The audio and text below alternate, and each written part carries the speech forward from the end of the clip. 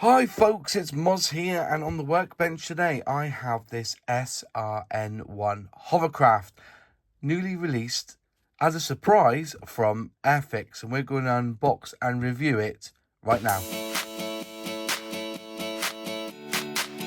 It's always been asked for. If you see when Airfix put out the question, what kits would you like to see re-released or put into the vintage classic range, people mention the SR-N1, and finally, a surprise announcement, we've now got it. So quickly going back through the history of it, it was released back in 1960 as a bagged kit. It was then 3 years later in 1963 reboxed. Again, 10 years later they reboxed it, and then they boxed it again in 1978, and that was it.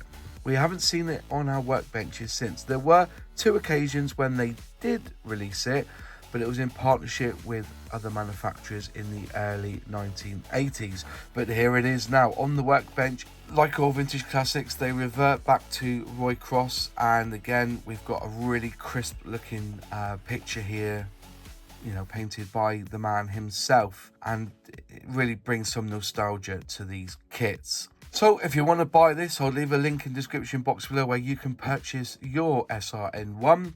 But the code for it is here. It's A02007V. So, side of the box, you've got the lingo there in different languages, warnings basically, and then you've got the symbol there saying it's cartograph decals.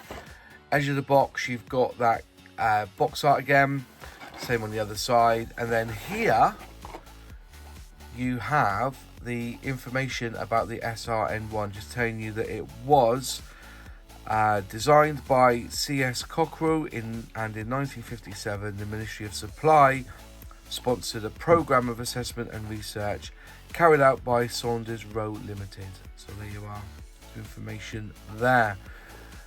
Call out there, just showing you the colours, and you're going to need 11, 14, 19, 22, 24, 33, which we'll get into when we look at the instructions. Skill level is 1, and you get 1 flying hour for the Airfix Club. Anyways, before we open the box, can I ask a favour? 85% of the people who watch this channel are not subscribers. It would really help if you can become a subscriber. It really helps the algorithm. So, if you can, click subscribe, ring that bell, click all, and you'll be notified when I release a new video. Also, any likes and comments also helps if you want to leave a comment below, and if you want to build this kit, let me know how you get on once you started building it. Anyway, let's go into opening the box. So, top opening box. So inside you're getting a bag of sprues, a bag of parts, you're getting the decal sheet. Let's have a look at the decal sheets. There you go, there's the decal sheet. And looking pretty crisp there. And so, you know, when you buy these old kits, the decals are normally foobarred anyway. So you've got these fresh ones here which are cartograph, so you shouldn't have had any problem fitting or laying these down on your model kits. Right then, looks like you're getting 1, 2, 3, 4 sprues plus the hull here, which is in 2 halves. I know nothing about hovercraft, okay, so I'm going to guess some of the parts on here. Obviously, you've got the big fan there, which will probably end up inside this air intake here. I think this is also part of the air intake as well. You know, there's all sorts of bits here. There's some seats there, some of the body. You know, as I said, I know it looks like some leaders there for the cockpit, and I think this is part of the cockpit as well. So I know nothing about hovercraft, so bear with me on this one. Again, you've got some more parts there. There's very little flash on it, but there is some cleanup required. As you can imagine, you can see there, I think a good rub down of that would be pretty good. Here, also, there's no, it's all raised panel lines on this one, so all the lines are raised, but you'd expect that from a 1960s toy. It looks like you've got some wheels there. Because I think they had wheels on the, you know, just to help them a little bit, especially when they were pushing it on land.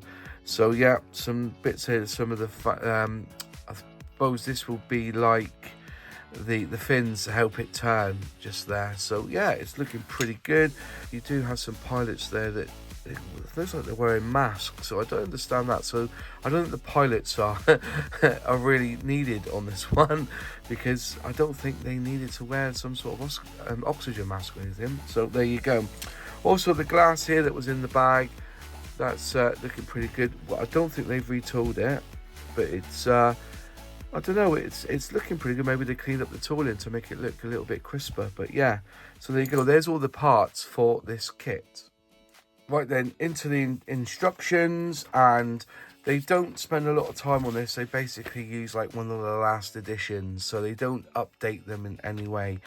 And so looks like the first part is you put in the hole together, and you put in this internal piece in, which is what the fan will attach to, and then you've got the air intake there on the top. You've got some sides there that cover up the fan as well, some sort of guards. Then you add in this like T-section here, and then you put the front bits on there. More parts there to help with detail, and then looks like that's how you put the cockpit together. Looks like 1, 2, 3 pieces. There's the glass. Got some levers there, one for each chair, and then you put them inside the dots. So it is quite, you know, like I say, it's all exploded view at that point.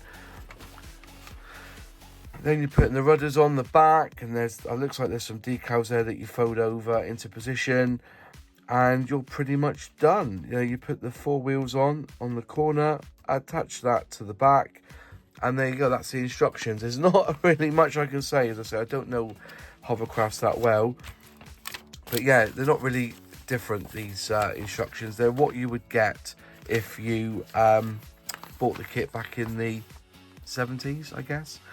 Also, you have a call out for all the colours. Again, 11 silver, 44 gloss French blue, 19 gloss bright red, 22 gloss white, 24 matte yellow, and 33 matte black. And there you go. And there's your call outs there for where you place the decals as well. Simples.